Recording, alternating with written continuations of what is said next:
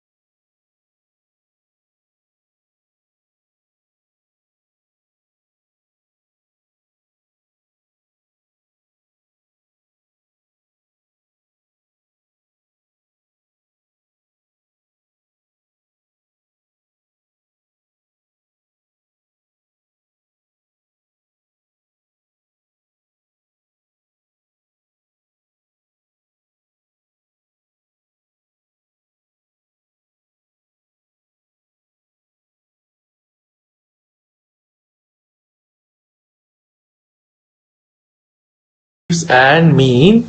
Right ventricle, beware of the phasic changes. There is inspiratory, there is expiratory. Typically inspiration, the pressure comes down. You are supposed to measure almost, because this movement on right side could be huge. Remember, the ideal time to measure your pressure, otherwise the variation is too much, is actually end of expiration, not end of inspiration. End expiration is where you measure all the values. PA pressure, again you need to know systolic, diastolic and mean, and most, I am sure all of you know the normal value. This is just to say that zero is extremely important, and keep zeroing it. Just because you zeroed once doesn't make it right. Keep zeroing it. Do not have air in the system. It will, a small air bubble, because air, air can produce two problems. It can damp the pressure by not transmitting, and sometimes there may be too much movement and producing artifacts. So air is something which can produce. So make sure it has to be always fluid filled, because typically fluid cannot be compressed. Fluid transmits the pressure, whereas air, since it can be compressed and expanded, typically it can dampen the, if you have a large chunk of air, it will dampen, because moment this pushes, it doesn't transmit on the other side. But if it is a small bubble which moves rapidly, then it produces, over extension. Now let's go to right atrial waveform. So today's class also I'll have a very little theory in the beginning, and then we'll go to example. And examples are, obviously we'll need Roy's help so that you all analyze the interpretation yourself. Again, we're trying to be, it's not a competition, it's more of a, remember, it's more like learning exercise. So if you don't get something, do not feel bad. Remember that if you get the same thing again, you need to get it right. So it's about knowing versus not knowing. So like JVP, A wave is slightly more than P. V in normal atrial contraction. Wherever there is PAH or RV problems, the A becomes much more. There are lots of conditions where V is more. So we are not here to discuss that. Let's see some example later. Remember, typically A wave is around 80 millisecond after the P wave. It could come, if the PR is short, it could come in the beginning of QRS, but otherwise it is 80 millisecond after.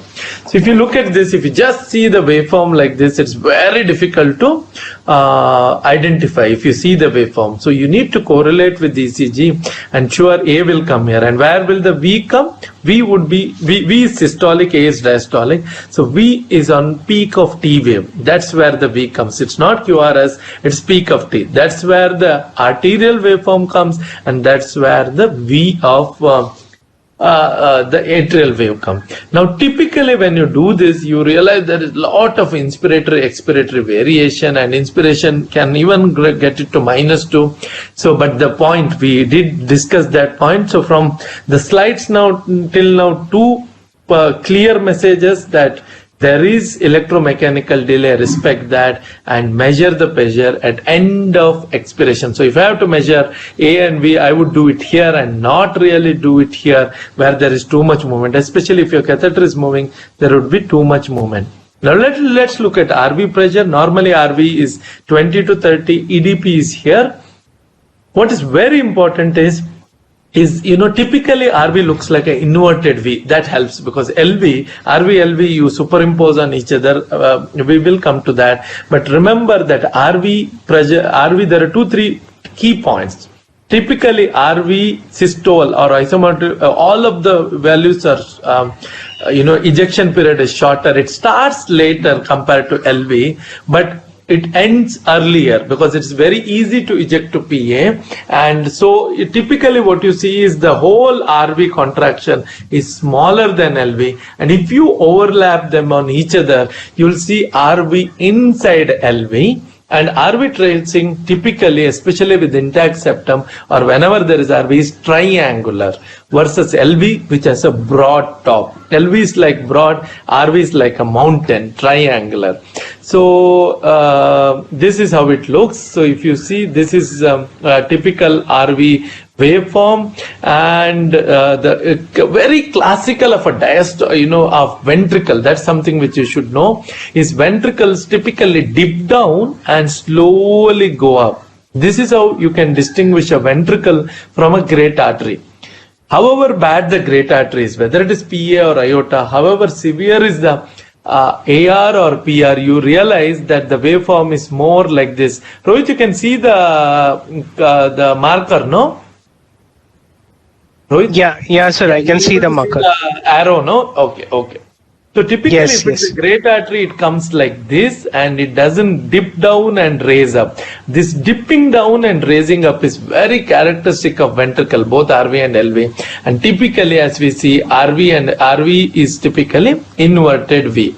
How does LV look? The pressures are obviously higher. Most important thing about LV is, this is very important. Early diastole is very low and slowly rises. This is a key point to distinguish great artery from ventricle. So this is a LV waveform. Always the top, although in this case it looks like a V, but top is generally little more broader because ejection takes time. And early diastole, it dips down, which in case of RCM CCP, it can dip down to even to form inverted square, but otherwise it dips down. And remember this, what is marked here in yellow is the A wave, which corresponds to beyond 80 milliseconds from the P wave. And this is the point of LVEDP. LVEDP is where the QRS starts. It's on R, you pull a line down, and it comes after A. So do not calculate A, it comes after A. All your machines they don't give LVDP at all. They're not good at it. So this is something which you have to do manually most of the time and identify.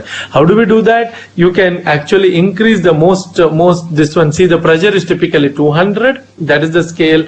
There are 10 divisions, what you see here. ECG can be, this is at 25. You could make it at 50. You could make it at 100. So that, if you ask your the person in the cath lab, they will do it for you. Remember to look at this A wave, and after that, the dip after A, which corresponds to the R, is LVEDP. So if you are reporting a LV pressure, you need to report the systole and you need to report this point. Remember, it is after A. So this is how you do LVEDP. Go on the peak of R or Q wave, pull it down. See, even in this, it's typical of ventricle, and as you pull, you will see that this is the point of LVEDP. So this will be LVEDP. Now, if RV and LV pressure are given together, that's something which examiners like, and that is something which is almost always done. That's very interesting.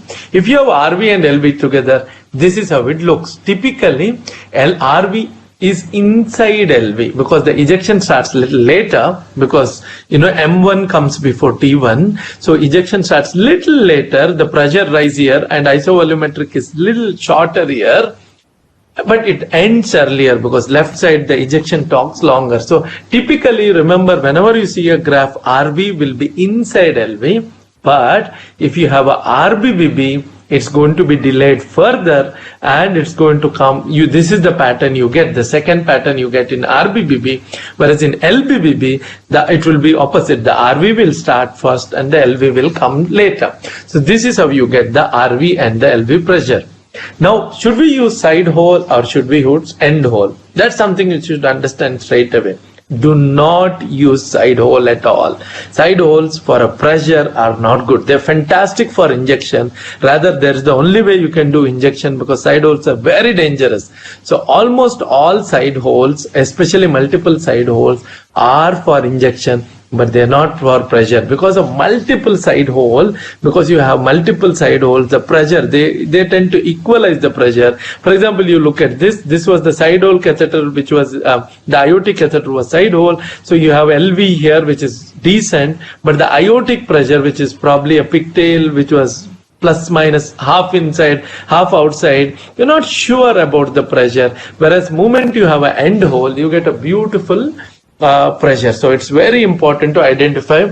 I'm not asking the diagnosis here, that is for later, but remember, this is how you want the pressure valve. Look at this LV, look at the A wave, and this will be the LVEDP. Okay, do not make A as LVEDP. This will be LVEDP, and this is the aortic pressure. And also remember, there is a phase difference here in this case.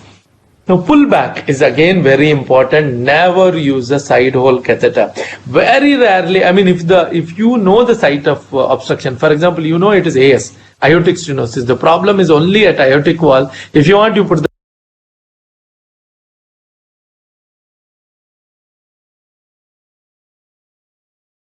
the pigtail into LV and pull it out and measure, it might work.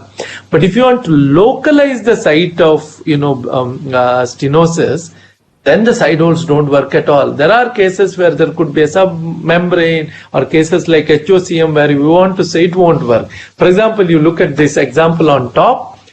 These both are exactly same case. In one, the pullback was with the end hole, and the second, the pullback was with the side hole. The opposite problem also happens. See here, the problem, there is only a stenosis at aortic wall, and this is classical AS. But because we use the side hole at this juncture, half the holes were in aorta and half the holes were in LV. It gave a value which looked like as if there is a subvalvular LVO2. So sometimes they miss subvalvular problem because you are not able to localize. Sometimes they create problem. So the message is very clear. Do not see this, because of the side holes. We have an impression that there is a pressure drop, whereas there was no pressure drop at all. The only pressure drop was at the valvular level. So so unless you are putting it down and pulling it out and you are very sure, you cannot use it. So as a rule, whenever the pressure pull back, you should always have an end hole catheter, and that is the only one which can give accurate values. Okay, so this whole thing here was just because some holes were in aorta and some were in LV. So you get an intermediate pressure, confusing the whole picture and creating a diagnosis which does not exist at all. Now look at here, you have a LV and you have a pullback to aorta. Now what's important here? What is the message we are trying to give here? Remember, when this is something which I'm going to repeat, because this is something I want you to understand out of this class. When you go, I'm sure most of you are very good at interpreting pressure waveforms. Unfortunately, as I keep telling you, there's no way I can ask you, but please feel free to type how good you are and ask your questions later. But I want you to understand one thing. So what do we make out here in this picture? Because once we understand how to analyze a pullback, you can analyze any pullback, whether it's on the right side, whether you have a problem in between PA to RV, in between RV to ARA, or the same problem could happen in left side. See, the problem could be in LV cavity to LV outflow to aorta to descending aorta. The stenosis could be subvalvular, valvular, supravalvular, coarctation, and also the problem of peripheral augmentation. But how do we identify it? There are two things we should, one thing. Diastole, please remember, this is the key point. Diastole decides the chamber. systole decides the gradient. So if I have to analyze this, I realize the diastole here and diastole here is separate. It's different. Hence the chamber is different. And then I look at systole. Oh, systole is same. So there is no gradient. So this is a normal LV to aorta pullback, preferably and probably with the end hole catheter. So you see here change of diastole. Diastole decides the chamber. So imagine there was gradient here and both diastole is same. Then you think it's an intra-chamber problem, or both diastole of aorta and descending aorta, ascending aorta is same. It's intra. Don't worry, we do have lot of example to do that. But remember this, diastole decides the chamber, systole decides the gradient. Okay, that's the key message. Now let's look at PA. We know the PA pressure and PA this one.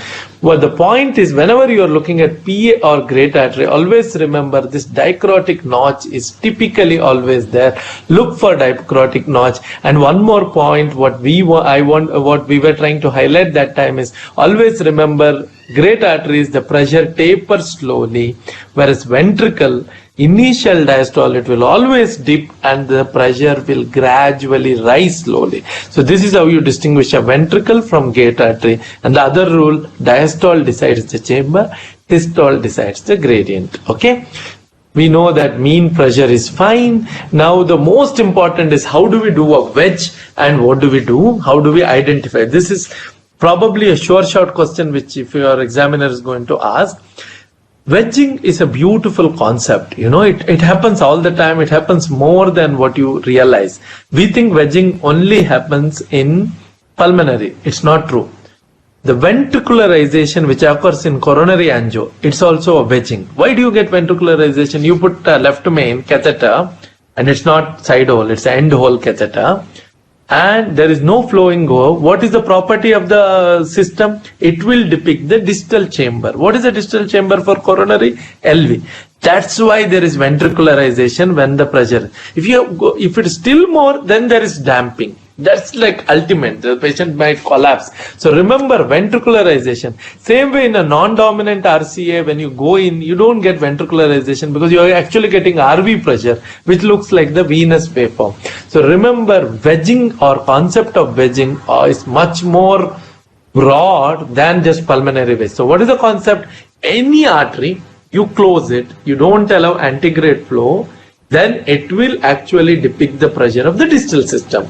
So for coronary, it is ventricle. So for left main, it becomes ventricularization is LV pressure. How do you pick up ventricularization? Loss of dicrotic knot. The dicrotic knot disappears. You see as if it is ventricle, not coming down, but down and slowly going up. Why does it happen? Wedging. The concept is very simple as wedging. Same thing with the right side. Now let's talk about wedging itself. How do you wedge? First, balloon should be inflated in PA. Do not wedge and then inflate balloon. You will produce damage. So what do? You inflate the balloon to the full extent, which is 1 or 2 cc, typically 1 cc of air into a balloon tipped. We can only wedge a balloon tipped catheter with the side hole. Then you push it. If you put it there and then push, you will damage the lung. And tomorrow, next day patient could have hemoptysis and you don't want to do that. So always inflate and then push. That's how it gets. You can even take it over the wire after that, but do not do the other way. Once it wedges, how do you know it is wet?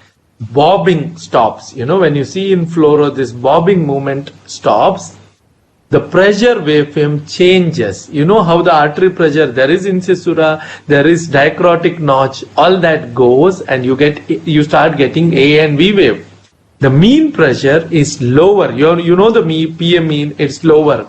And typically, you know, if you are to remove the oxygen saturation, you know, PA is around 70-75. Here it's almost 100. Typically it's 100. It will be above 95. But because you're getting that pure blood from the capillaries, it's actually going to be 100 at this point. So what are the points here? The tips is inflate and then push.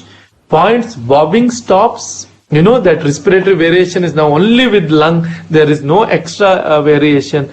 Waveform changes. Mean pressure becomes lower, and if you aspirate, the saturation is higher. That's how you know wedging. Now is wedge pressure exactly same as why do we wedge? To get the distal chamber. Which is the distal chamber? LA.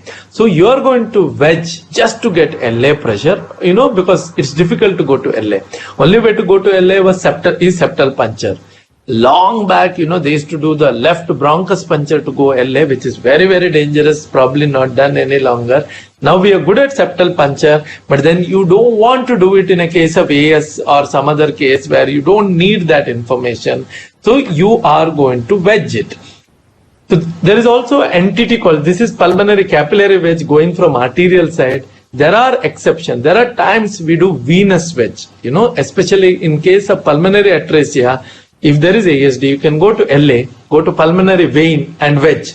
If you do that, you will get pulmonary artery pressure because the rule is simple. You wedge, prevent antegrade flow, you see the pressure distally. So pulmonary venous wedge is done in cases of pulmonary atresia where you can't enter artery. You go through LA and wedge the vein to get the PA pressure. That's called venous wedge. Here you get arterial wedge, so the distal chamber is LA, so you're going to get the LA pressure. What is the difference from pure LA? Imagine you get a LA pressure versus what is the difference? C wave is absent here because it doesn't get transmitted till that. V wave typically exceeds A wave because it is LA, it is same. But the key point is we discussed 80 millisecond. From P wave, it is 80 millisecond beyond.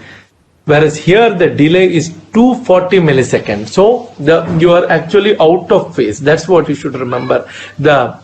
It's out of phase. So when you are looking at other pressure, sometime you will go wrong because you are going to be out of phase. There is a way to correct it. The way to correct is again you need to take help of your cath lab personnel, and you need to tell them to adjust the scale. They can adjust the scale.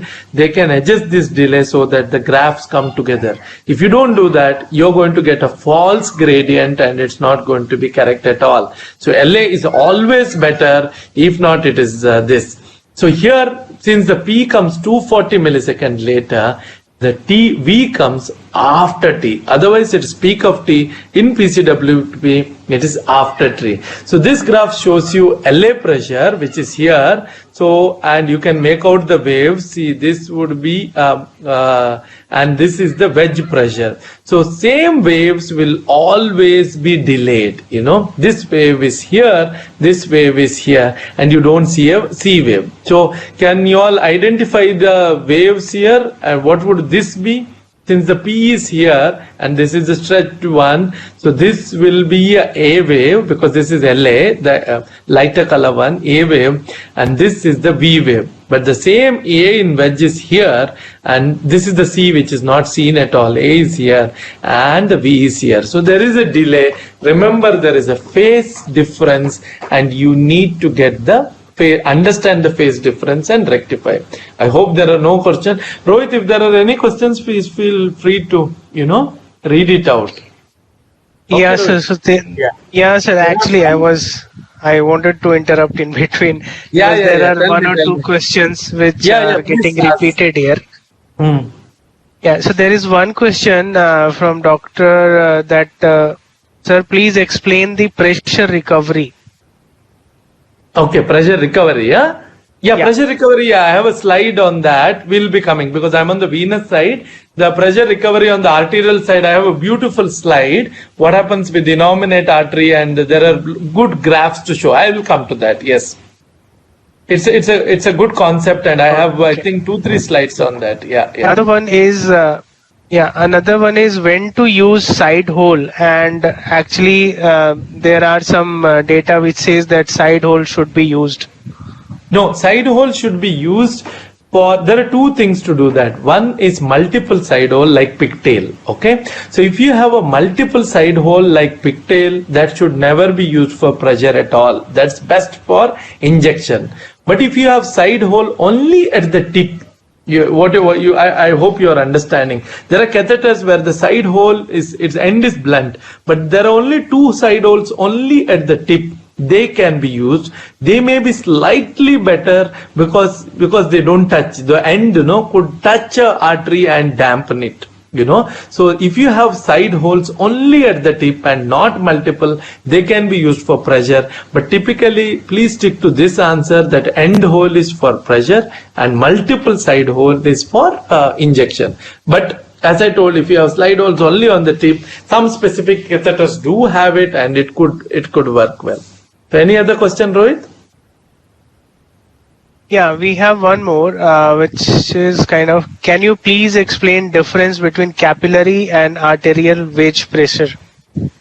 Venous and arterial wedge.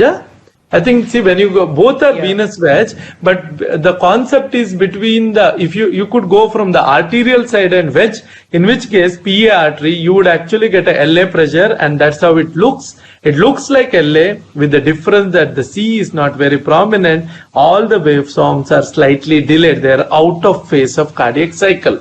But very exceptionally, we do the venous wedge, which is done for Fontan preparation. When the PA can't be entered for some reason, and you want to know the PA pressure, because you need for Fontan's procedure, in which case typically there is a atrial communication. You go through the pulmonary vein, and you could wedge from that side. It can be done. Maybe that's the question, no? Arterial wedge and capillary wedge is same, because you are only wedging the capillary. It will only work if there is no antegrade flow. It's blocked and you are picking up. Here you can't use side hole at all. If you are wedging, it has to be end hole. But pressure, tip side holes also could work well. There's no problem. But can't have multiple side holes. Okay? We'll go ahead, Rohit. So this is how it looks. Yeah. This is a beautiful graph which actually shows this is how the LA pressure looks, and this is how PCWC is. And you also see that A in LA will be just here, whereas A dash is shifted and V in L, it's shifted again. So there is a delay of nearly 100 milliseconds, maybe little more. So this can be, adjusted in cath lab by adjusting the speed of both the pressure separately. You could adjust this, and only then it could work well. So if you are using PCWP to measure the gradient between LV and PCWP, there will be false gradient. Simply because V, which was supposed to be here, is delayed here. A, which is supposed to be here, is delayed. So you tend to get a false gradient. Beware of that. If you are using PCWP, beware that there could be false gradient just because you find something. It's very important to see where the B should fall on the descending limb, and the A should fall on the ascending limb. Only then it works fine. If not, the PCWP tracing should actually be shifted left to get the pressure. So this is just to tell you that, this is the actual pressure, and before we use PCWP, now the V actually comes here, you tend to get this much gradient, which is false. So you need to adjust it to get it right. Now let's look at aortic tracing. All of you are aware of aortic tracing. There is a rapid upstroke with which we discussed in one of the pulse class which I took. There is upstroke, there is downstroke, there is incisura. So you can get all in the proper dicrotic notch is very important. And as I told you, I think 2-3 times earlier, artery always looks like this. Diastole, there is gradual depression, whereas ventricle, it comes down and goes up. Okay. Now again, what happens if you use a femoral artery rather than aorta? That's something which was asked for pressure recovery. If you go more distally, the reflected waves tend to amplify the distal pressure, which are not there. It's common. You take a femoral puncture, you get a different waveform, and as you go centrally, the pressure is actually systole and diastole both narrow, whereas here it slightly widens. So because of this, as you go more distally, whether it is radial, whether it is brachial, whether it is femoral, there is amplification. And because the pulse has two forms, the percussion and the tidal. Percussion come from central, but tidal actually is a component of deflected wave. So from this part till anacrotic notch is the percussion. Beyond that is the tidal wave, and then there is dicrotic. So that comes because of the and that gets amplified. That is pressure. So there are two components. There is amplification and there are pressure recovery. We'll come to that in a very short while. Now, how does MS look and what do you do? So without MS, what you need to know that the LA pattern and the ventricular. Look at this is systole. This is diastole. Diastole practically goes, they're just hugging each other, or you could get a minimal gradient like this in diastole. Remember, this is systole, this is diastole, the trough is the diastole, and this is definitely ventricle. So this is how it looks. They are superimposable. There could be mild gradient, but not too much. But moment you have MS, you have this. What is this wave? V wave. What is this wave? A wave. Please remember that. This is T wave, the V is here and A is here. But there is a gradient in diastole between this and this. How do we calculate mean gradient? That's one more important thing. I'm not going to touch upon too much. It's too much of theory. So please go through it. But it's possible in exam they give you something like that and you are supposed to calculate and do it because you have lot of OSCE this time. So you calculate the pressure in each of them divided by the diastolic filling pressure. You will get the mean gradient. But see here, there is separation of LA pressure from the LV diastole. Look at the LV, look at the A wave bump and look at LV ED. So this point is ED. So this is how you get. Okay. So prominent V wave, like in this case, this is the V wave, this is the A wave. Okay, the VA. So the V is very prominent. Does it mean there is MR? No. Remember something. V wave depicts LA compliance. So even in MS, severe MS, you can have a large V if LA is not very compliant. So V wave is more for LA compliance. So it's not necessary that E should be higher in all MS. Although yes, MR has a big V, but it could even occur in MS. Okay. So V high doesn't mean this. The slope is delayed always in MS. The V doesn't come down. The Y descent gets obliterated. The slope is delayed. And this is the gradient. And also you realize in AF, the shorter the cycle, because there is more LA pressure, there is more gradient. Longer cycle, it may not be there at all. See, at the end of it, there is no gradient. This also is the reason why there is pre-systolic accentuation even in AF. Okay. Now this is the case which is pre-BMV where you find a gradient, but once you and it is in AF. So once the BMV is done, there is hardly any gradient. That's how you distinguish. Now what happens in this case? This is a very interesting case. So you see, this is the LV pressure, and there was the BMV produced a severe MR. So the gradient disappears, but what you actually see, the V wave, which corresponds to the systolic, becomes very big. The V was not that big to start with, but it becomes extremely big here. But the key point is not that. The key point which this slide is showing you is, is that the systolic pressure, there is, see, the most common thing what happens when you create a MR in BMV is hypotension, not pulmonary edema, because LA is used to higher pressure. Pulmonary vasculature is already changed. The most common thing what you notice is a big V wave and the systolic BP falls. So just look at this graph, the systolic BP which is very high, suddenly the BP has fallen. Okay, along with that the V has gone up. This is a sure short sign that you have produced a major MR post BMV, and this is how you do. Okay, remember the BP falling and the V wave rising both are important. Again, there are many other causes to have some gradient between LA and LV because you do it simultaneously. In this case, it was AS which produced some change. MR also can produce some change, but it's only in early diastolic. Thing about MS is when MS produces gradient, it is across the diastole. When any other condition which produces gradient, it is not across diastole. It is only little. Ideally, LA pressure has to be measured by going into LA, but just for a diagnostic cat, we don't want to do it most of the time. So we take PCWP, but remember the flaws of PCWP. Gorlin formula is important and we need to understand it. I'm not going to go to delay, but you need to understand the formula and you need to this constant is 0.85. So this 44.3 actually becomes 38.5. You need to have cardiac output calculated by the usual formula and diastolic flow. There's also a simple formula. Remember, this is how you calculate the diastolic flow period. If the heartbeat is 0.8, then it's 0.3 and 0.5. You cannot assume. What we need to do is measure it. How do we measure? Measure it. See, it's between this line and this line. It's not electrical diastole. When you have a graph, you need to measure mechanical diastole on that graph. And same thing is for systole. Systolic ejection period you need for aortic valve calculation. Diastolic flow period you need it for MS calculation. What happens in MR? Traditionally you will jump up and answer that V wave becomes prominent.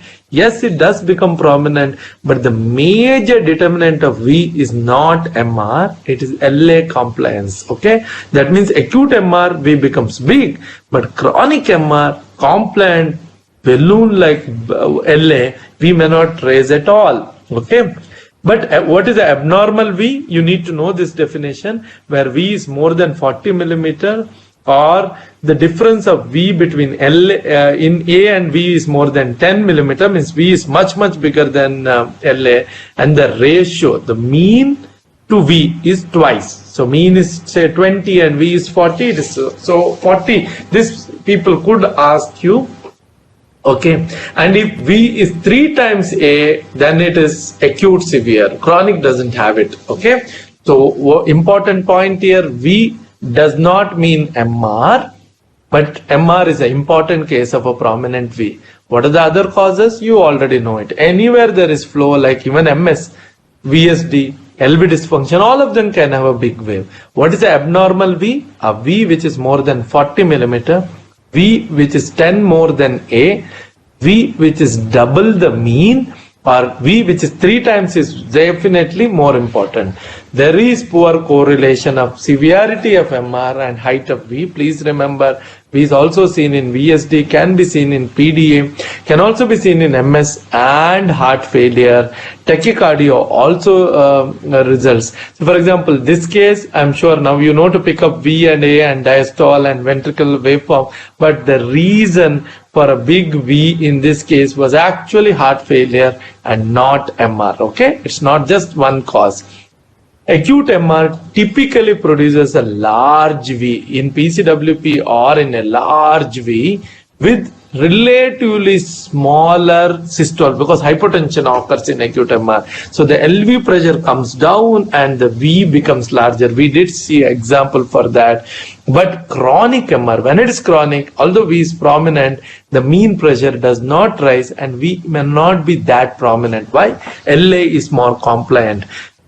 V is basically when the blood flows, if LA is stiff, V will become big. So acute, anything acute is going to be big, but chronic it may not. AR, what do you see? The diastole. You could see an anacrotic notch now because of too much blood jetting in. That's why you get a bisference also. You could see a prominent. You'll see a dicrotic notch which is shifted down and the diastole. But remember something. This is, what happens when you go peripherally? I think this is what was one of the question. This was the central pulse, but if you go peripherally, the systole starts getting augmented because of reflected wave. This is one of the reason why you get Hill sign, because the peripheral augmentation gets amplified. One of the reason, not the only reason, because truly Hill sign is a false sign, not a true sign, but this is one of the reason why it gets amplified. So peripheral, because of reflected wave, it gets amplified. Aorta and LV, what happens to aorta and LV? This is the aortic pressure. As we realize, ventricular pressure peak dip and the ED starts rising. And in aorta, the diastolic BP is lower.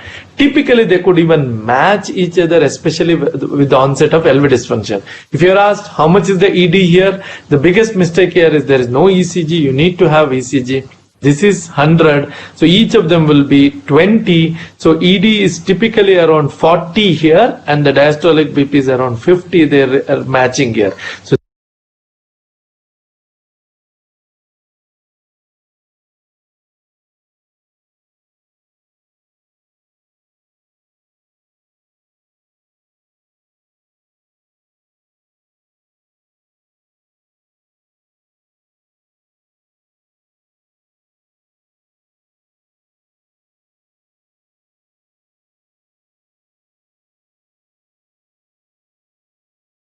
theory, but practically you can see it if you are doing a cath. Now, acute AR is the worst. The LV-EDP rises markedly. You know, one of the very characteristic of acute AR is actually LV-EDP even rises more than PCWP. Now, can somebody answer? I know it's going to be very boring if I just talk. Can somebody answer how can LV-EDP be ever above PCWP? You know, blood has to flow forward, but one of the characteristics of acute AR is actually LV-EDP higher than PCWP. So, Rohit, can somebody answer that? Remember, we are almost at the end of theory. Soon we are going to have example. But can somebody answer how can a LV-EDP be higher than PCWP in acute AR? What's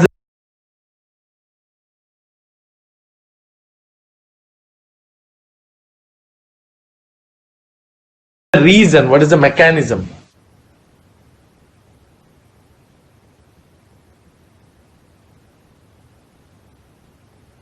So anybody? I'm just waiting for there the is answers. a delay also of 10 seconds. No, we'll give them 10-15 seconds. Anybody who knows it, type. You don't have to read the name, Rohit. If somebody has given answer, just read it out. Yeah. So we are not going to read any names, so don't worry. Unless you write, read my name. You're very sure about the answer, you can write, read my name. We'll read it out. So it's let's see how many of you understood it so that it is easy to go ahead. One comment I can see, diastolic MR. Yeah, that's diastolic MR, but we should go one step behind and show a pre-closure of mitral valve. Okay, you are right. Diastolic MR also indicates high LVDP.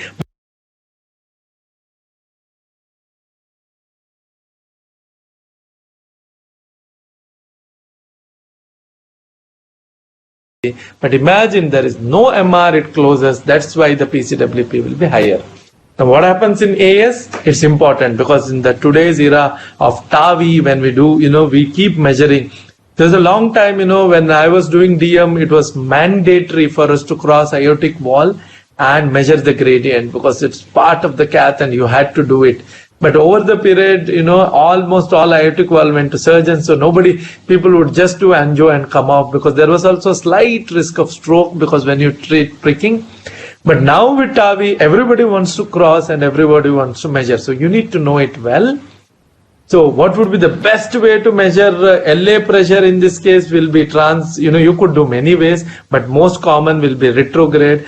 It's always possible to enter LV. Remember that. It's not that you can't enter LV. It's very simple. I recommend that you do in most of your cases. And then what do? We measure the pressure. So you will have a LV pressure, you will have a aortic pressure. Now,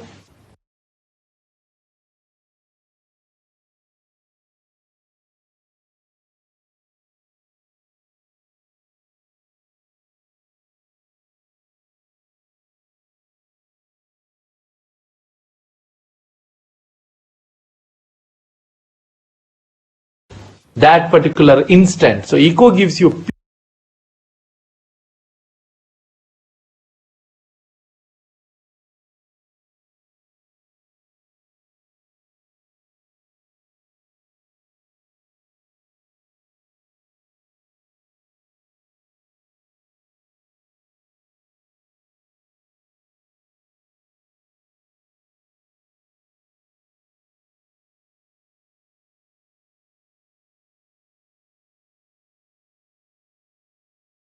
Vico will overestimate the gradient, but it's also true gradient. It's a peak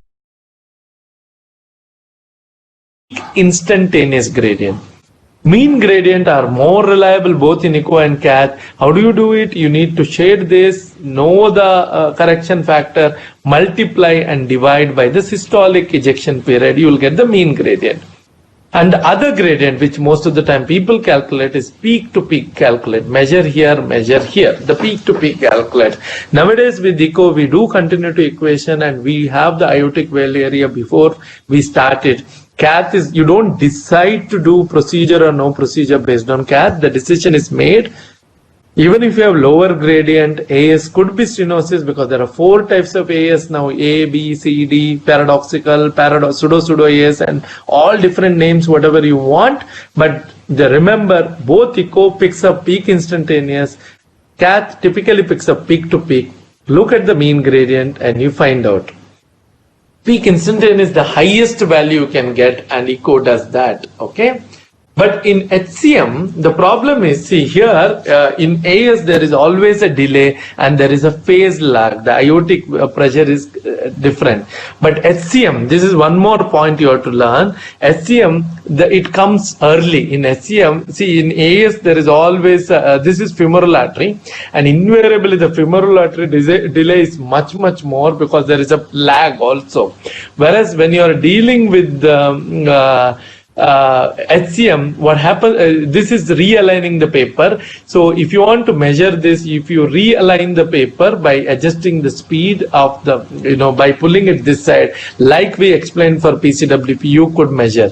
But in HCM, there is no delayed peak. So peak instantaneous and peak to peak could be same. Okay. So without realignment, LV and FA overestimates the gradient, and aligned LV and FA underestimates because of pressure recovery.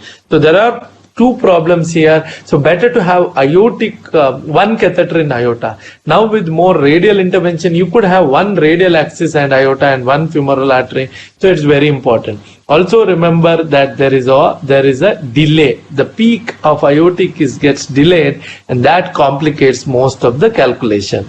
Now LV to aorta pullback, there are issues even in pullback. You look at this first recording, the problem is lots of ectopic actually makes this value very unpredictable. You may have to measure this and this. Whereas here, because of lot of respiratory variation here, if you have a marked respiratory variation and you take the pressure, again you're not going to get right. So wait for a steady state. If there are ectopics, wait for some time, try to relieve the catheter and measure it properly.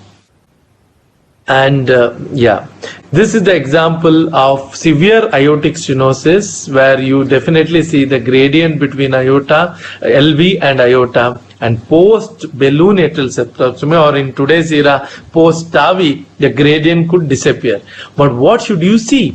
The systolic gradient disappearing is welcome and you want it, but you should look at the diastole. Why are you looking at diastole? For AR. This is something which you will see both in TAVI and BAV. So if at all, if you see this, a good gradient initially, which is gone, but the diastolic BP coming down and the diastolic separation low, then you are worried you have produced AR, and this is acute AR, and a concentric LV may not tolerate it. Okay. There are alternatives to Gorlin formula. Remember this name by Hackey, and it's very simple. Then cardiac output divided by pressure gradient. That's all if you know the mean pressure gradient, the formula will be very easy. Post VPC, if you create a VPC, that helps you. So if you create a VPC here, what do you see here? The aortic pressure goes up. The LV pressure, which is in red, goes up, and the aortic pressure also goes up. So if both LV and aortic pressure goes up, it's a fixed stenosis. But if you see post VPC, so this is not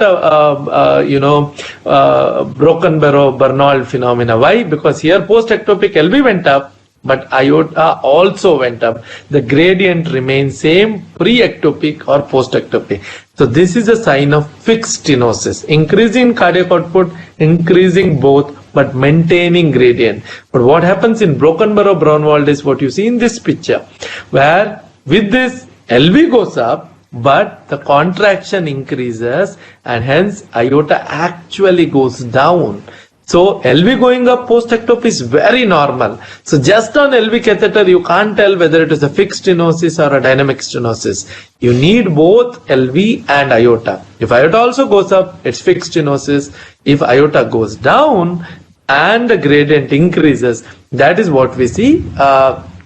That's what is HOCM.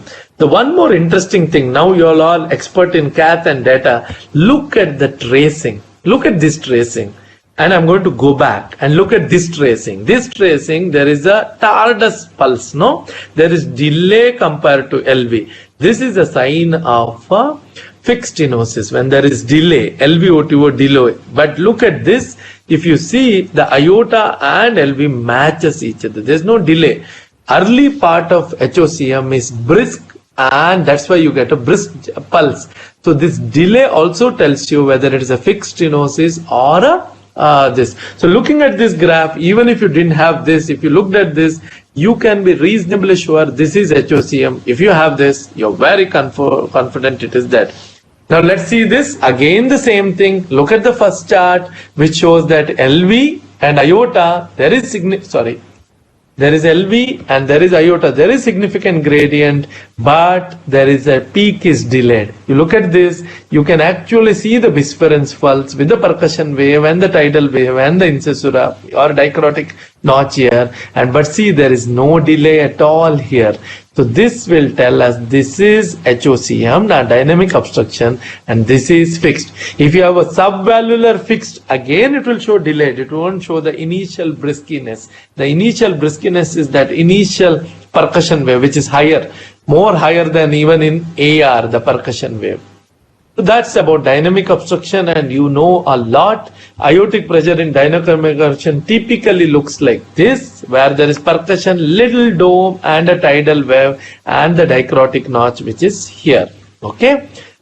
Pigtail versus end hole, we keep discussing this again and again. If you have pigtail, because pigtail has lots of holes spaced out, it's not ideal at all to measure. So the same person, if you do a pigtail, it messes it up completely. You need to have an end hole to produce it.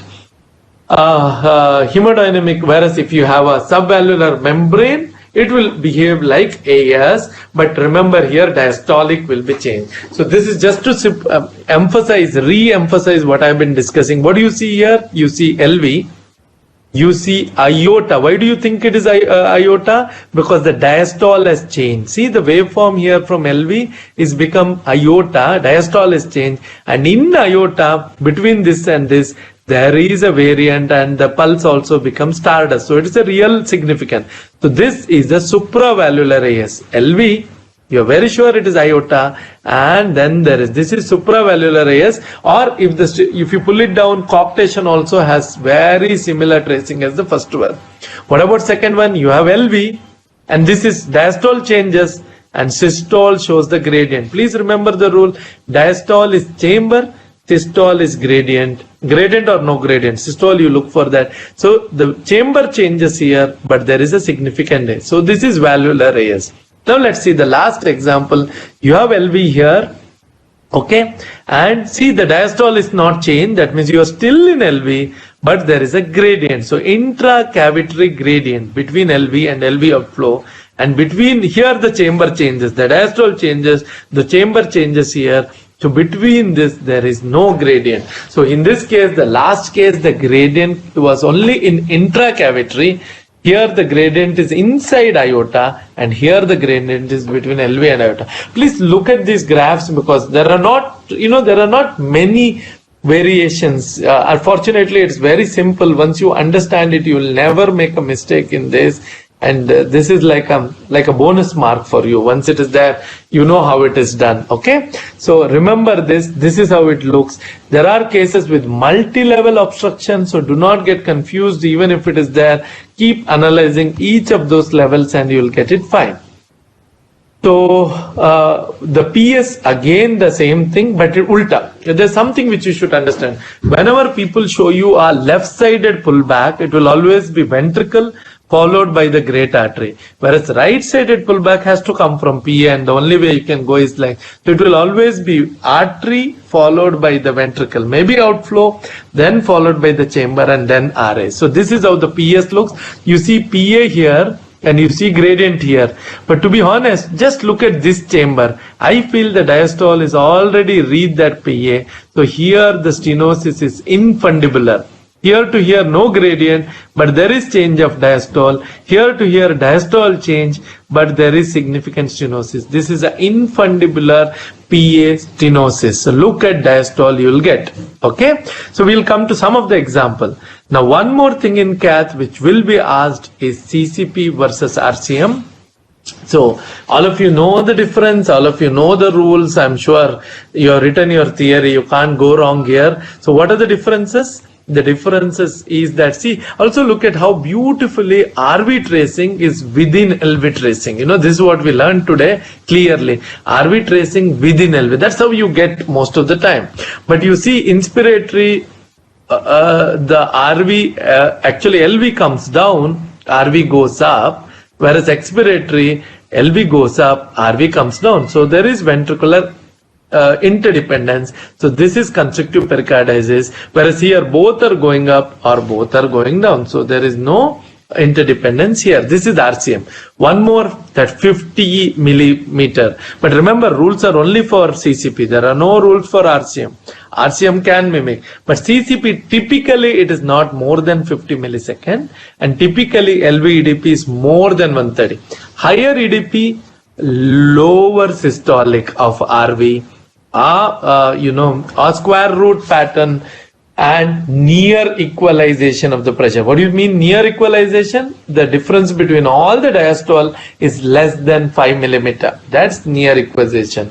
One more thing what you should understand is, we realize this is how the normal diastole looks like this diagram. But if you look at this, the peak, the square root, it comes down and it comes quickly. If it is more than 7 millimeter from this point to this, it has 93% sensitivity for RCM. That means both have it, but RCM, the more than 7 millimeter, is called ventricular rapid filling wave, or it's like S3 or Y wave. But if this is more than 7 millimeter in cath, it has 93% sensitivity for CCP. Okay, RCM also can have it, but CCP almost always has it. That's what you should find it. Okay, so remember this word, left ventricular rapid filling wave or early wave more than 7 millimeter. So right heart cath, we did discuss a lot. In RCM, please remember both X and Y are prominent, but Y, X is not very prominent in RCM. Y is very prominent. RV systolic could be more than 55. Square root is found in both of them.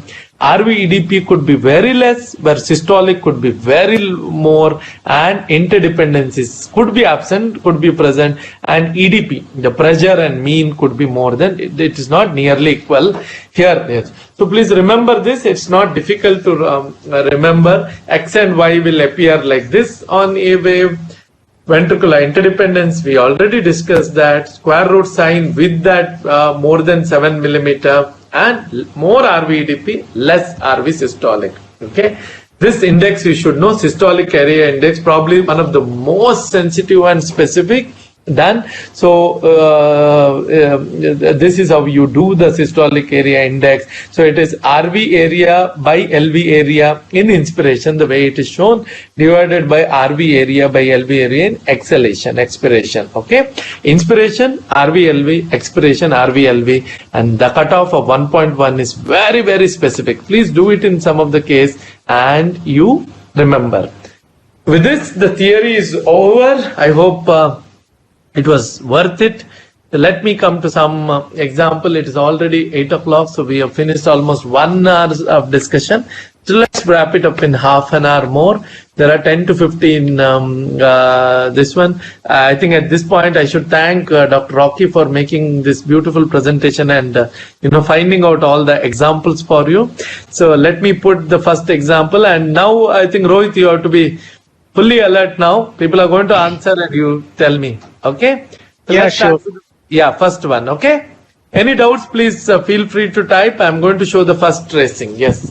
Now this is going to be interesting and it's going to be easy. The question is, what is the diagnosis? And we have put a clinical this one. So your time starts now. So remember, the femoral tracing was shifted leftward here. Okay? If you don't shift it leftward, you would have had lag. Before it's shifted leftward, it looks beautiful. Okay, end hole JR was used like we wanted, and the pullback was done from LV to iota, and this is what you find. So what's the diagnosis? One was from femoral vein, a femoral artery. Second was the end hole catheter, and they are pulling back the end hole catheter. What's the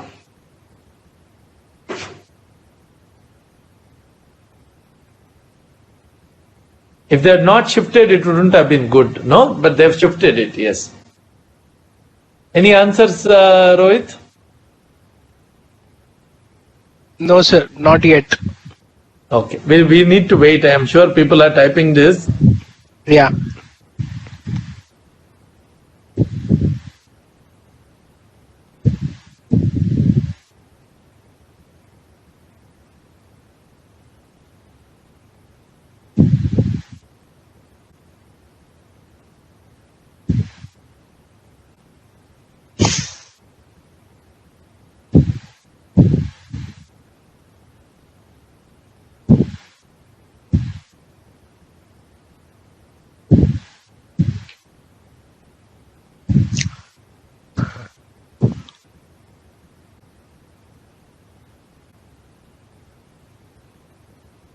So there are some common answers like HOCM. Okay, everybody writes HOCM, yes. So the point Most is, of see, the- it looks like HOCM, but it may not be. Why? Because they have shifted the curve, If they had to shift the LV curve. So let's answer what, these things have to be answered in a particular way. So very important, there is LV is very high distally. As they pull back LV, there is intracavitary LV gradient or gradient between LV and LVOT.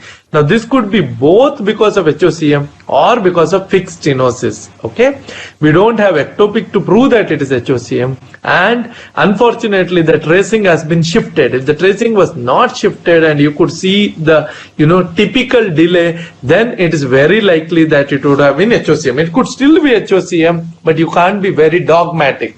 So always pick it up as intracavitary LV stenosis. I would like to look for dynamic or fixed stenosis, and that is why HOCM. Okay, it could be HOCM, but don't start. Best is to stop that subaortic stenosis or intracavitary LV stenosis, likely HOCM. Okay, the pullback shows no gradient between LV and aorta. I mean, it looks the same. We don't see the pullback into aorta. Arterial pressure is bifid, which is very suggestive, but because of the shifting of this, I'm not able to look at the TARDIS part of it. If we had the GRAW data, we would have been almost sure, but that's what it is. Now this is, I hope that is answered, and we are going to the next question. Question number 2. Simultaneous LV and PA wedge catheter. To identify the wave, does this patient have mitral stenosis and how severe is it?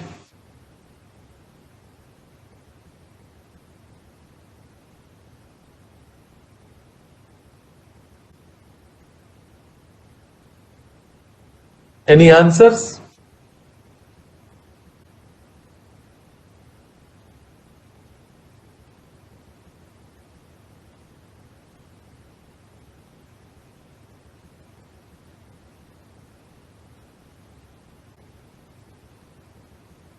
Let me just clarify. We are talking about this area, okay? Concentrate on this area and tell me the answer. These two beats.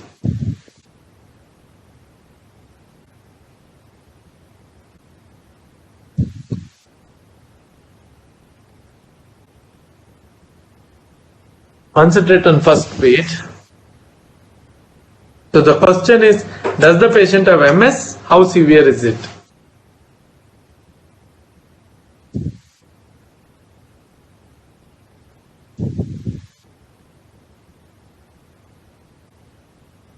I think we got some answers, no? I could hear a sound, Rohit. No, sir, I'm just refreshing it again and again. Yeah, so there is some common answers like severe MS with gradient of 13 mmHg. Okay. Okay. So, should we wait for one more minute? I think others are also. That will be better, sir. Yeah. You may have to refresh again. Yeah, I'm just.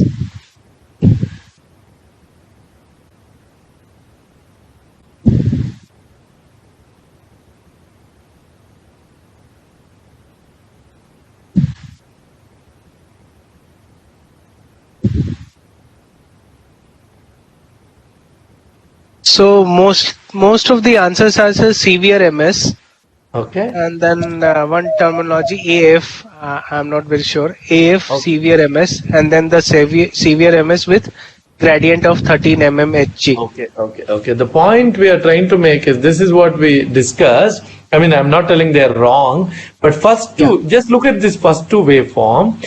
This is not a PCWP. First two, forget the rest of the waveform. The first two waveform is not PCWP. Why? You see a dichrotic notch and you see a arterial tracing. So this is actually PA, first two tracing. After that, there is some suggestion of, phase shift. But if I have to interpret this, I wouldn't interpret this at all. I would say that I am not sure because the first two tracings are actually of PA. Okay, it's not at wedge here, and that's why be very careful when you interpret. Identify.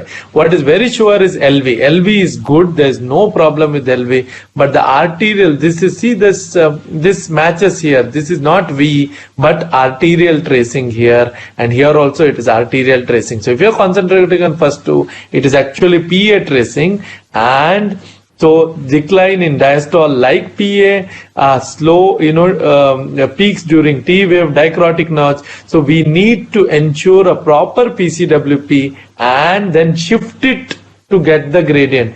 Do not be in hurry to identify PCWP. Now to correct it, the catheter was properly wedged in this question. Okay, the first one was not wedged properly, so it was wrong.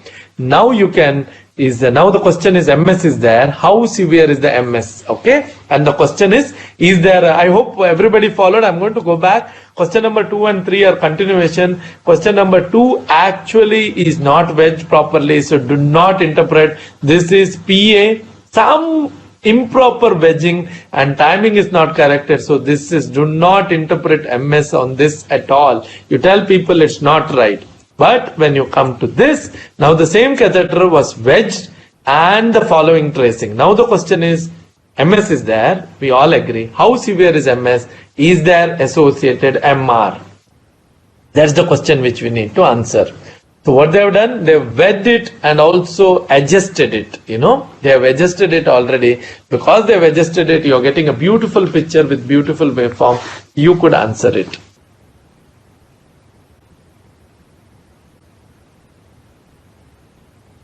So I hope everybody understood the last one. It is something which you need to go through so that you don't make that mistake.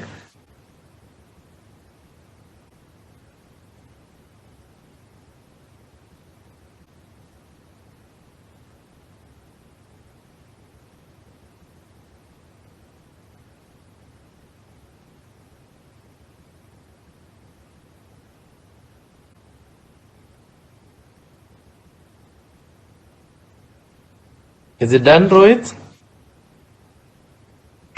So it's a kind of a mix. We are getting some mild MS, severe MS, and there is also one comment like a wave seen on descending limb of LV pressure. Descending limb? Yeah. Yeah. No, this label, no, this is V and this is A. This is the descending limb. So V is here, A is here. The point is, because V is bigger, the question is there a MR? May not be. We discussed this. MS itself can produce a big V, so it need not be MR. Maybe there may not be, but may not be. V typically talks about LA compliance. And how do you know severe MS? You need to calculate this and divide it by the diastolic period. In this case, the gradient, if you calculate, is 6, and 6 is moderate. No, 5, 10, and 15. That's how you calculate. Up to 10 is moderate, more than 10 is severe. Large V can be seen in advanced MS. Yes, so that is how we do. Yeah, the key point is also the descent here. So descent is faster, which indicates that it's likely MR, but that if the descent was slow like this, then it is likely it's only MS. The DT of the V actually slows. So that's how you distinguish whether it is MR, but it's not foolproof. You can have large V exactly like this only in severe MS also, with the alteration in the MA. But just remember, this DT also is important for you to pick it up.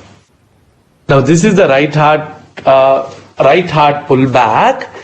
we have purposely unmasked the chamber. So remember the two tracing, don't get mixed with the two tracing, they are overlapping. Tracing starts here, it becomes like this. So you need to identify what are we looking at in a right heart pull back. Obviously we are starting with PA, so you need to tell what's happening at a right heart pull back. Is anybody writing? We finished 3 questions. We are going quite fast and I'm sure most of you are answering well. To be honest, I would be very happy to discuss with you. We will probably, maybe we can have one discuss you in a small group with discussion. We could do that someday. But right now, this is the only way we can communicate here.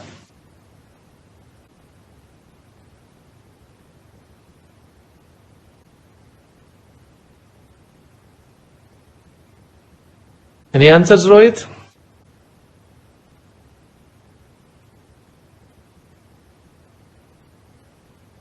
Supravalvular PS. Okay, all of them? 2, 3. Okay. Not all. Anybody else? I think Maybe they are typing. So yeah, we'll wait for 2 minutes. No, 1 minute is fine. Yes. supravalvular peripheral PS. Yes. All of them. Ventricularization of PA pressure. Excellent. I mean, I'm impressed. This is the right answer. So you have a distal PA here followed by a PA pressure which is equal to RV pressure. Look at inverted V. PA pressure equal to RV pressure. But then it is still PA because the diastole, there is a slow descent of diastole unlike this. So chamber has not changed here. So the diastole is not matching. It's still PA, but the PA pressure is extremely high and probably no gradient between this. So this is likely to be a branch PS stenosis or supravalvular PS. So from that to this point, there is it's right, and there is ventricularization, but it's not ventricle. For it to be ventricle, the point is initial diastolic steep descent, whereas here you have a slow descent. So you are still in PA, and there is a gradient between this and that. I'm very impressed. This is what we marked. It was distal RPA and proximal RPA. It was marked so that you make the answers, but I'm happy that most of you actually got it right. So let's go to any other question people are asking? No, Rohit? I'll go to the next one. There were some questions, sir, during your presentation. Okay. So maybe if you want, first we can finish this and then take up the questions. Okay. Yeah. Yes. So this is what is the diagnosis on this with LV and brachial artery pressure tracing, and what is the explanation for change in left brachial artery pressure change?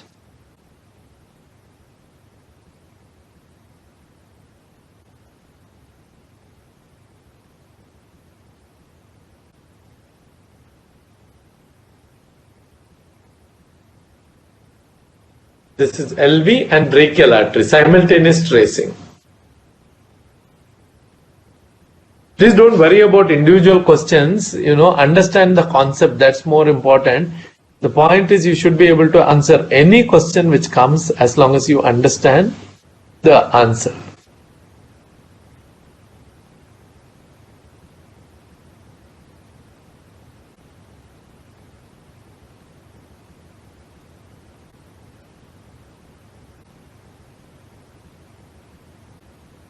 So there were one question which I just wanted to highlight. Actually, some of the people are asking to explain again the last question. Which you one? Answered. This one? The last question. No, before that. Oh, before. Let me go back to that. See, here there is a PA tracing, which is definitely PA. Okay. And the other tracing is the ventricular tracing, which is RV, which is already written.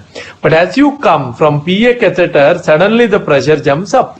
Okay, that means there is no gradient at this point, but are we in RV or are we in PA? You look at the diastole of this, it's slowly decreasing diastole, and diastole does not match RV diastole. That means you are still in the artery, which is PA here, and you are not reached RV. Hence, the stenosis is actually between distal PA to proximal PA. Okay, because the second tracing, although the systole matches, the diastole is not same. It's still in great artery, so it is still proximal PA. Moment you have a slow decreasing diastole, it is a great artery. A rapid down and slow rise is what is ventricle. Okay, so there the gradient is between PA and PA, and not between PA and RV. So the gradient is PA to PA. So it's like a PA stenosis. So distal RPA to proximal RPA. So it's a branch PA stenosis.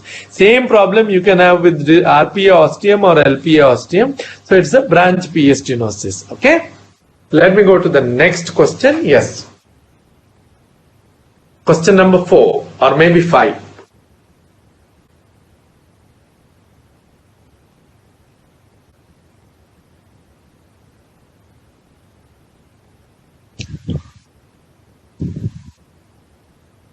Any answers, Rohit? Yeah, so there's like reverted increased blood pressure, HOCM. Anything else? No, why the whole question is, see, the gradient is so high here and gradient here doesn't look that high at all. So why is that that is the explanation which is being asked here. Yeah. One answer is like absence of a wave initially and then a wave is present. So arterial contribution increased the pressure. Yeah, atrial contribution, no? Yeah. Is it arterial or atrial? It's atrial, sorry. Atrial. So whoever has answered that is done the fantastic job, because the key is to look at ECG. Always, I keep telling you, I think I told you, we do not interpret without ECG. Look at this ECG, this is junctional rhythm till here, and junctional rhythm in a LVOTO is extremely bad because you need that boost, atrial boost. They do not tolerate.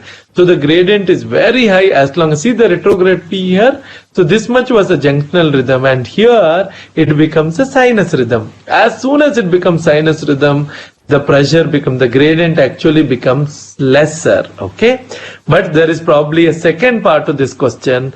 What is that is here. So it is HOCM, but change into sinus. Why is it HOCM? Because of rapid initial jerk which is present throughout. If it was really AS, it would have been different. What is very important here is once it returned to sinus rhythm, LV becomes one, there is a atrial boost which increases the aortic pressure. Second, LV becomes more full, and full LV, the gradient in HOCM decreases, because that is exactly opposite. Even in AS you will find these changes, but then the peak of the rise in that's one more point I'm sure which is important and you need to highlight. You need to look at aortic pressure. Aortic pressure slow rising is organic, rapid rising is HOCM. But in this slide, the key point is to look at the rhythm and identify it was junctional, became atrial. That itself was enough. Imagine how symptomatic this patient would be here versus how symptomatic, how well he'll be here. So please remember, AF and arrhythmias are not tolerated in HOCM. You may have to cardiovert them very early to get sinus rhythm and have this result. I hope it is clear. Do you see any others asking question? No. Let me go to the next question. Yeah. Anybody? Okay. Let's go to the next question. So let's have the answer. What is the diagnosis? A simultaneous LV and left brachial artery. Why is there an alteration in LV pressure but not in aortic pressure? So this is LV and brachial artery. But you do see that LV pressure is here. There is alteration. Whereas if you see the aortic pressure looks almost the same. Okay. What's the diagnosis and what is the explanation? Again, I don't want anybody to panic. Please remember, this is a little more different from, Rocky can tell you, we did have a set of common slides, which I'm sure all of you had seen. So Rocky thought he should get something different for you all. So if you have queries, write to him. If you're not happy with the slides, it's not my fault.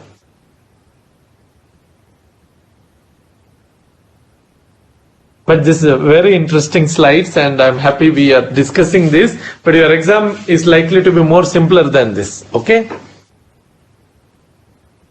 Any answers? Not yet, sir. I'm sure the diagnosis should be easy in this case. We have discussed quite a lot of them. So the second explanation is the second part. Besides that, we have actually one question. The question is, sir, please explain VPC in HOCM. The gradient, but it's also true gradient. It's a P. So in HOCM, see, in both post VPC, VPC bit is always low. Post VPC in AF, HOCM, the LV goes up. But because of LV going up, more contraction, more stenosis, iota actually comes down. Okay, so the gradient increases. Whereas if it is an organic AS, cardiac output goes high because of the post AS. So the LV goes up. With LV going up, even aortic pressure goes up because there is more blood to flow, but the gradient remains the same. Okay, if the gradient was 40, it will remain 40. In AS, typically both LV and iota goes up, whereas in HOCM, LV goes up the gradient, but it's also true gradient. It's a P increases and the gradient increases. Any answers for this diagnosis?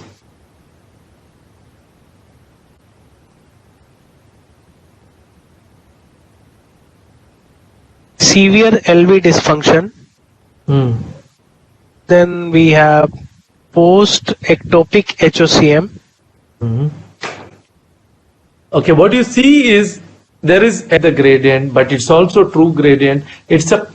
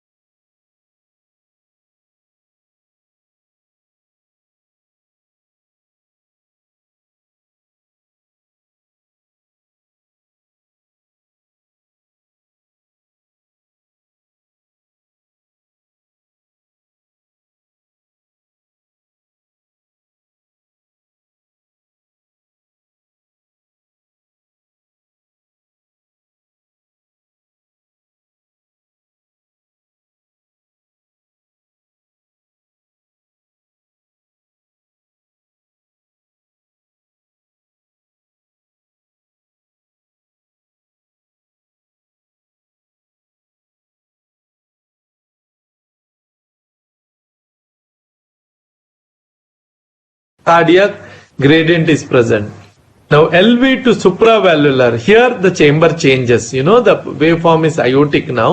There is gradient. So there is gradients between LV to LV, LV outflow to supravalvular, and supravalvular to ascending. So all three, one level of gradient, two level of gradient, third level of gradient.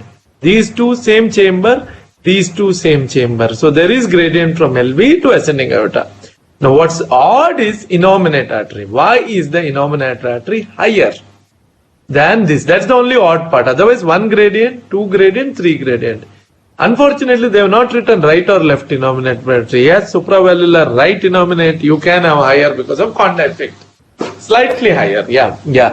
But they have not written right or left, so we don't know which innominate. Yes, it's only innominate. Yes, so it's going to be right. So right having bigger could be a possibility of supravalvular. Yes, it is definitely possible. Also,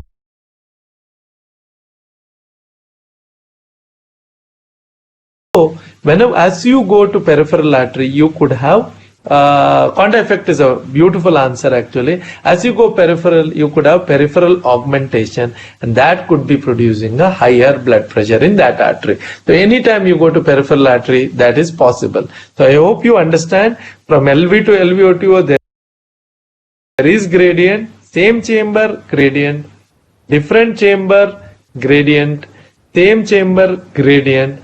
Now we have to answer only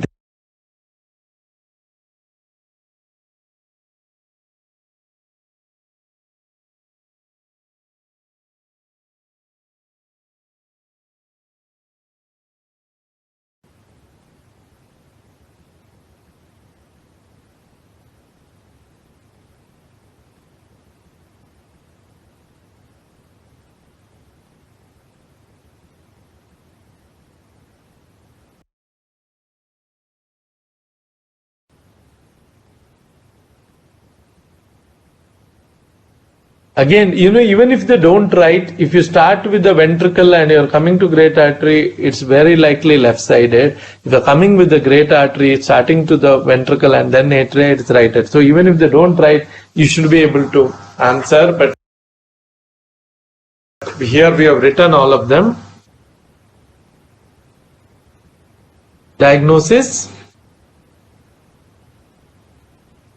Some of the comments are like, sir, multiple level obstruction, supra, subvalvular, both. In this case? Yeah. Okay, see, but the diastole changes here, and they've written supravalve chamber already. See, the diastole is already shifted up, and the diastole is same here. So here there is no distance between valve and LV. The problem is between supra and ascending aorta. See, the diastole is shifted. So diastole cannot shift. Moment diastole shifts, the chamber shifts. Here there is some ventricularization in the upper chamber because the stenosis is beyond. So this is definitely a supravalvular aortic stenosis, supravalvular, and innominate pickup is, the explanation was already given. So here this could be a discrete, the stenosis is sudden, so it could be, there are three types which can occur. These are all types of it could be Williams syndrome, but the problem is supravalvular. Why? Typically diastolic is shifted up, diastolic same as these all throughout, hence the chamber is definitely changed. Waveform, yes, there is little problem. That happens if the stenosis is extremely severe, then it will start showing some changes of ventricularization. Okay, but here also, it's most of this one, the diastole here and diastole in aorta is almost exactly same. The systolic, there is a huge gradient. So this is supravalvular AS. So the next one. This is not the same patient as previous. The figure number A and figure number B are same patient. This is obviously LV and aorta. The question is, why is the difference in gradient? Nothing has been done. No BMV is done. Why is the gradient different?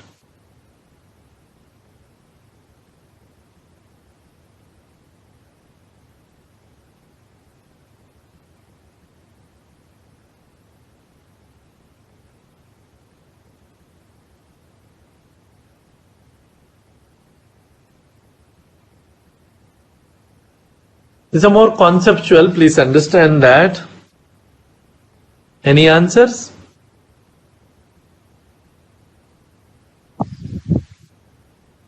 Supravalvular stenosis. No. This is not that case. See, here we have LV and aorta. Okay.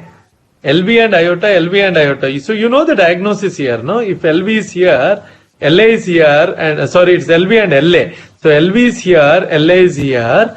So there is a huge gradient between LV. This is V wave, this is A wave, this is LV. Okay. There's a huge gradient here. But here also you have LV, LA, V is become big, but the gradient is much lesser here. So the question is, why is it different? What are all the hypotheses? It's the same patient, it's not undergone balloon mitral, it's MS, no? So not undergone balloon mitral valvotomy. Yeah, this is LA and LV, it's labeled, so not the same case. I think they are answering the previous case probably.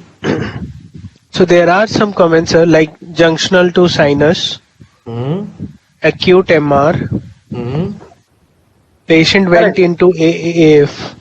Okay, so these all are possible.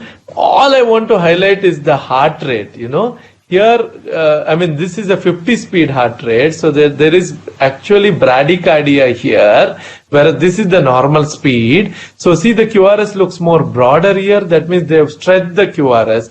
So heart rate, it's basically showing you the concept, like I wanted to show you that AR, when there is tachycardia, how the diastole actually goes up with bradycardia, diastole comes down. Here what we are trying to show is heart rate is an important determinant. If there is tachycardia, it's 4 times high, doubling the heart rate shows ball 4 times high. But I agree with you that the picture is not that clear.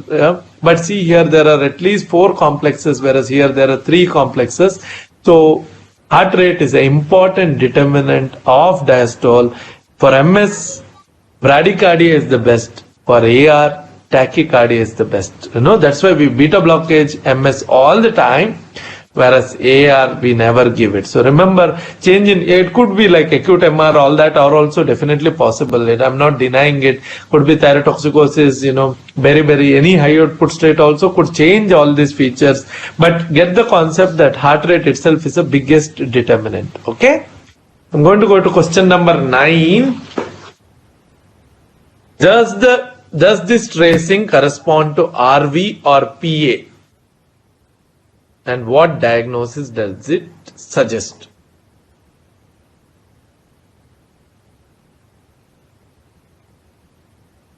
Just to understand,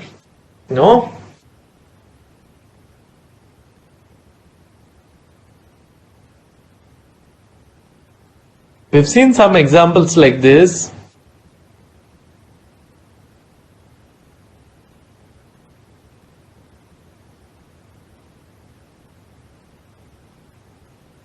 Believe me, your exam will be easier than this.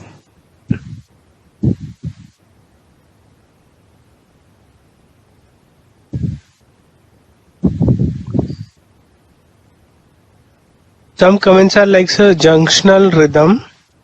In this case, no, I think that's of the last one here.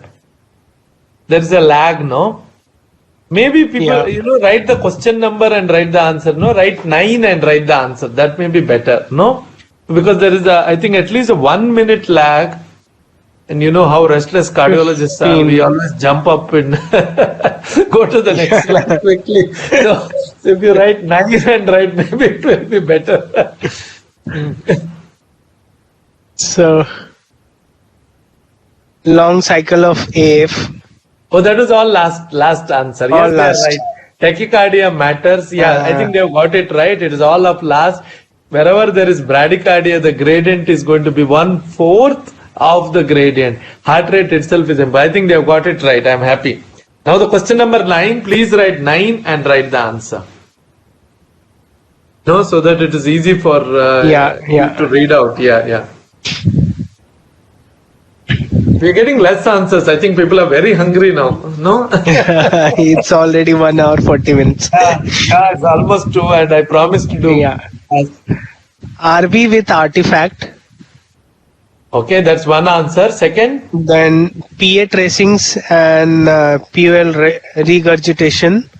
Okay, then I'm happy people are thinking. Now the only question, the big question is RV or PA, no? Because we have written already. And Yeah, that's but the question.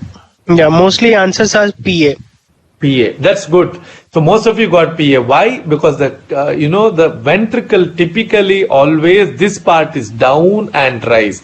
What you see here is this part is up and it is gradually coming down.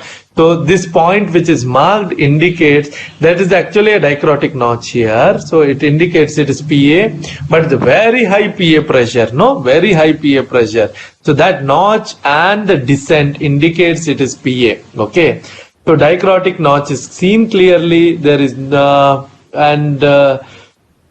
despite sinus rhythm, you don't see a wave in the down. You see if it was a ventricle, you will see a wave here. Okay.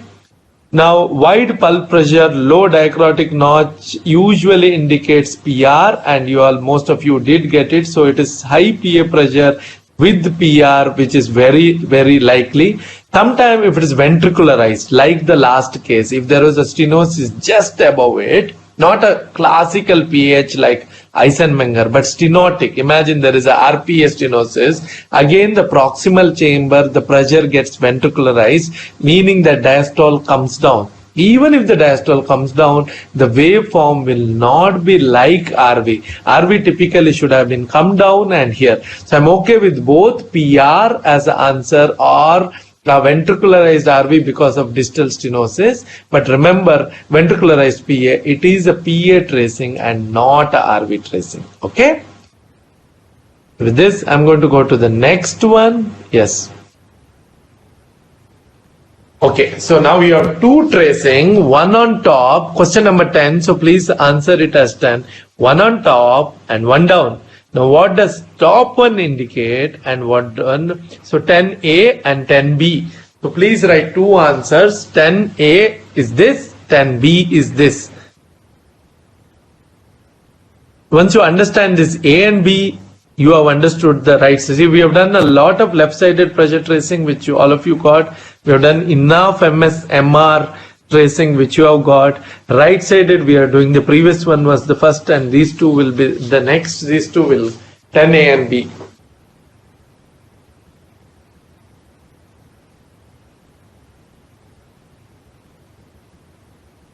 Anybody wrote, Rohit? Not yet, sir. Okay, so we'll give a minute, no? Yeah. And also look at RV pressure, the inverted V.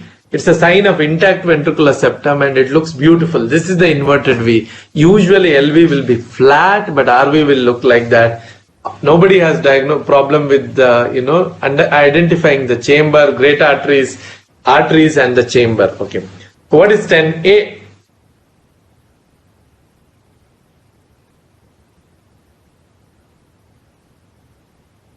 A is RVOT obstruction and B is valvular PS.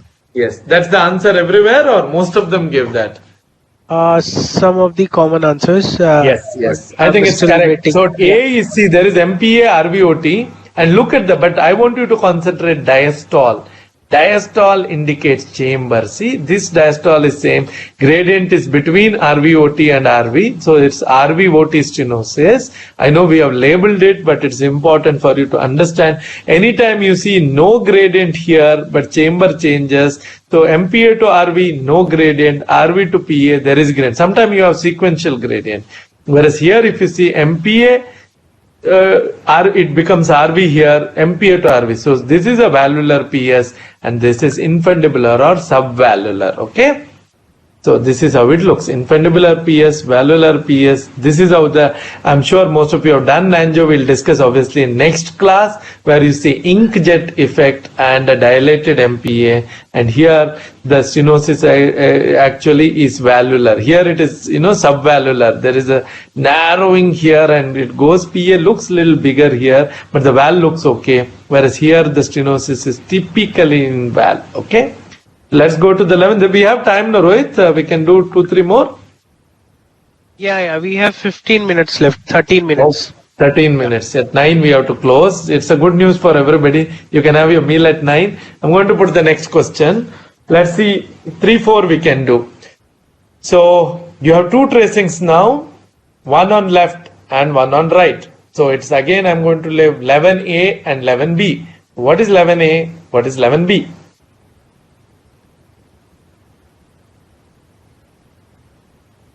This should be quick and easy. We did discuss this, you know.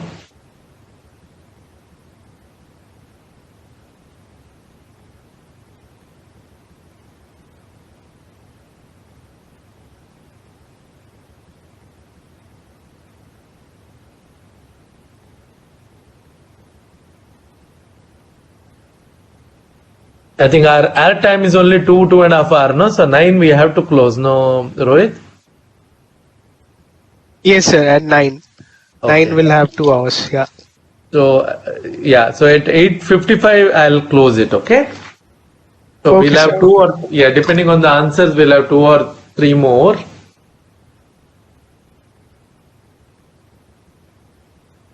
So 11A is CP and B is RCM.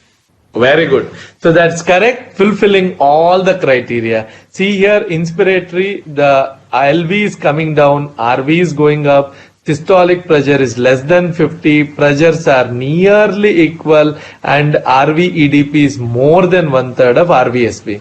But if you see here, there is peak systolic, there is pH probably here, and they are in the same direction. Here they are in the opposite direction. Ventricular interdependence of CCP versus RCM. The next question 12. It's LV and FA. There is a delta P which is written. What are we talking about? What's the interpretation? Just look at this delta P. I'm sure you've seen this slide before, so you know the answer. So this is 12. And we have 6 more minutes. So quicker you answer, quicker we finish.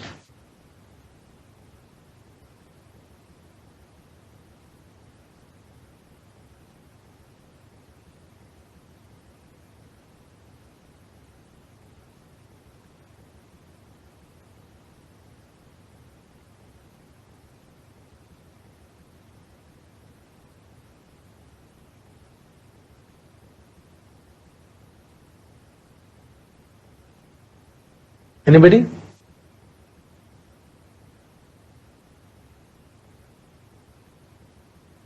Concentrate. Forget the FA pressure. Not yet. Not yet. Yeah, concentrate only on. Forget the FA pressure. Concentrate only on aortic pressure.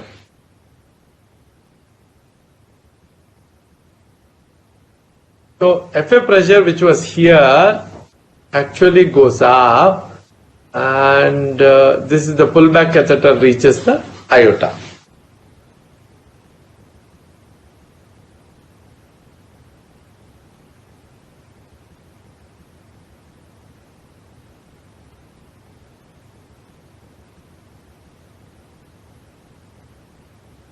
Carabello sign. Very good. So you got it right. So the AS was so severe that the catheter itself increased the stenosis, decreasing femoral artery pressure. As soon as the catheter comes up, it is good. So first is AS and then is Carabello sign. It occurs only in severe AS, not otherwise. So it's called Carabello sign. So most of you are very good at it.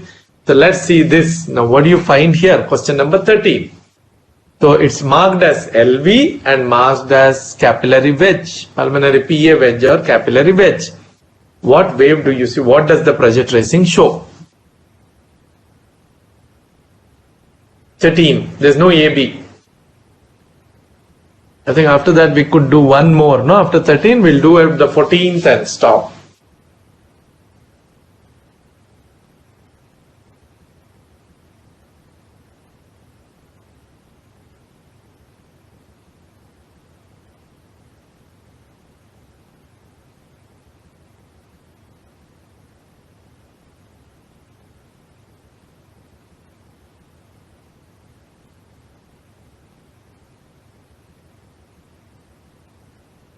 AS with COA. There's one AS, answer. no? Oh, sorry. AS with? COA. COA, coarctation. Huh?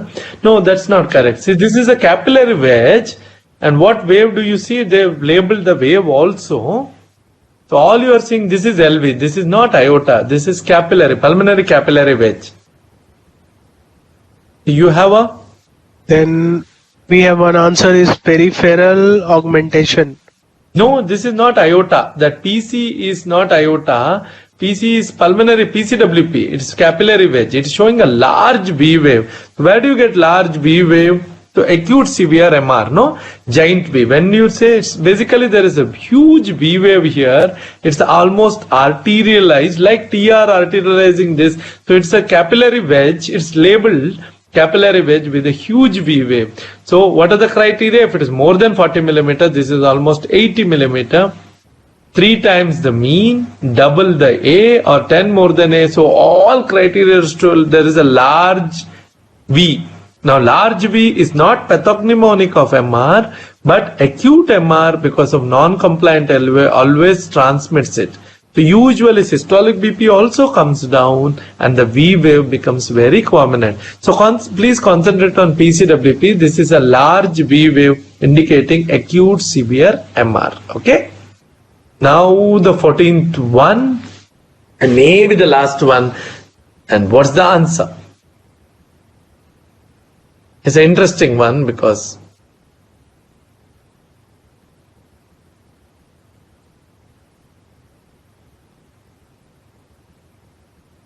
we'll stop at this. This is the last one. What do you see and what is the answer?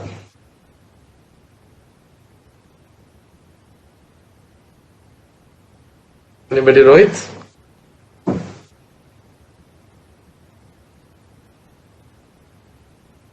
I could see some severe MR as comment. And Oh, that was the MR. last one. Correct. Last one. Number 13 was severe MR. I think you have got it right. So the question is 14th and the last question. Yes. It's like, those school children we may have to, because of the delay, we may have to ask them to write the question number. Yeah.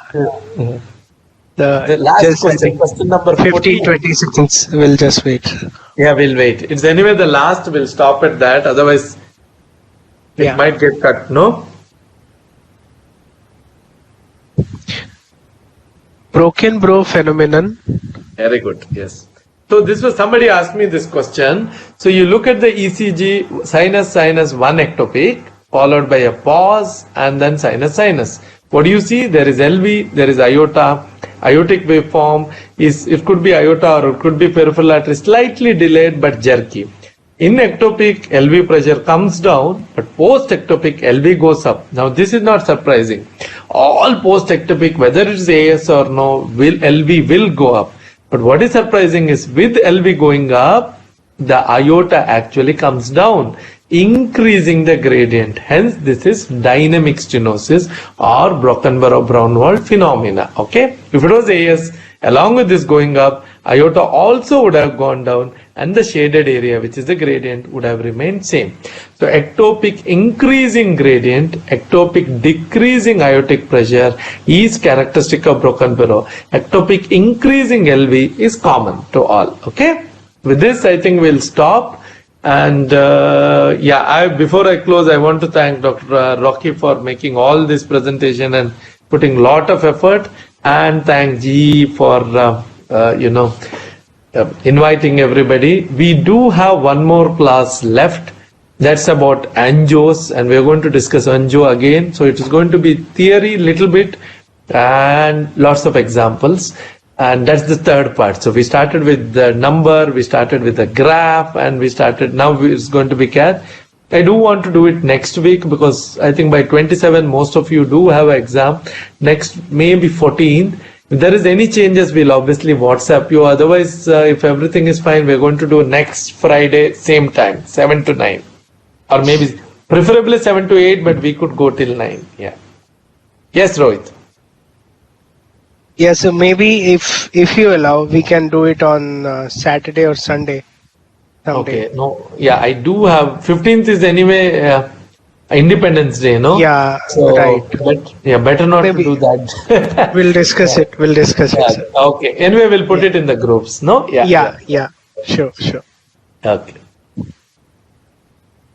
So I think with this, thank you so much, Dr. Ranjan, for taking the session. And it's again the way you teach and the way you explain.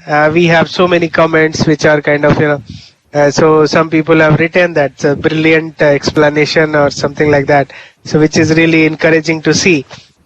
So I hope that it is going to create a lot of benefit for all of the attendees who had participated and even interacted.